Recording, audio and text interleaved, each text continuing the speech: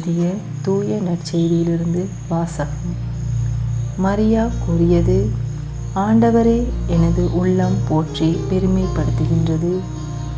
என் மீட்பராம் கடவுளை நினைத்து எனது மனம் பேருவகை கொள்கின்றது.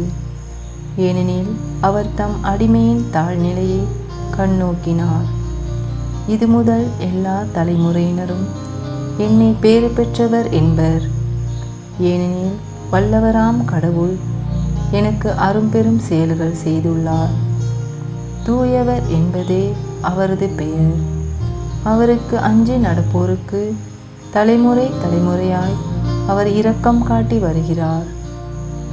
அவர் தம் தோள் வலிமையை காட்டியுள்ளார்.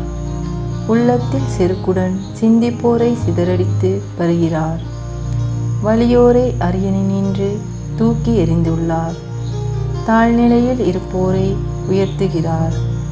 பசித்தோரை நலன்களால் நிரப்பியுள்ளார். செல்வரை வெறுங்கையராய் அனுப்பிவிடுகிறார்.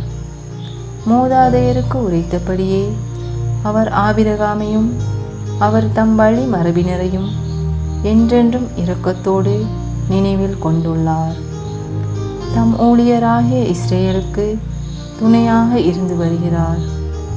மரியா ஏறக்குறைய 3 மாதம் எலிசபெத்தோடு தங்கியிருந்த பின்பு தம் வீடு திரும்பினார். இது கிறிஸ்து வழங்கும் நற்செய்தி. கிறிஸ்துவே, உமக்கு புகழ்.